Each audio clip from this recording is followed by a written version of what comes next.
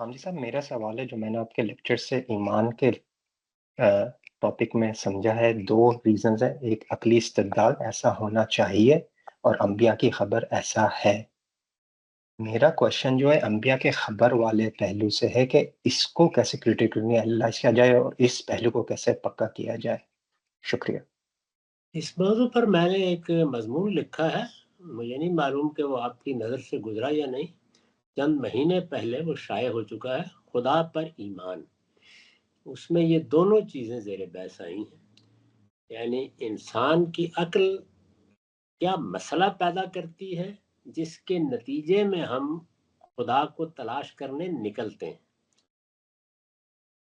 फिर क्या इस्तिदलाल है जहां अक्ल हमारी रहनुमाई करके हमें पहुंचा देती है। वहां खड़े होकर फिर हमारे सामने दो जवाब आते हैं।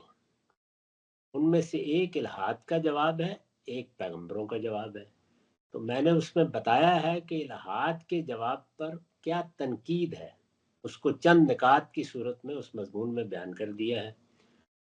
और अगर मैं पैगंबरों की तरफ इल्तिफात करूं, उनकी बात को मैं पैगंबरों की बात क्यों मानूं, उसके लिए कुरान मजीद से खुद कुरान ने जिन चीज़ों को पेश किया है अपने इस बात के लिए, वो तीन चीज़ें हैं। उनमें से एक एक को बयान करके उसकी तौज़ी और उसकी वजाहत कर दी है।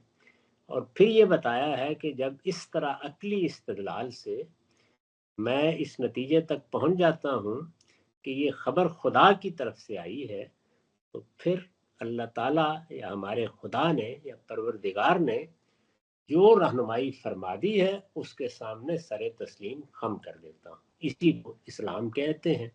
आगे फिर उसमें इत्मीनान किस तरह हासिल होता है, उसमें इल्मुल यकीन किस तरह से हासिल होता है, वो उसको बयान किया गया है। तो उस मजमून को उर्दू अंग्रेजी दोनों में है, वो आप मंगवा के पढ़ लीजिए। उसमें ये सारी बहस बहुत मुख्तसर तरीके पर मैंने 10-15 सफ़हात में बयान कर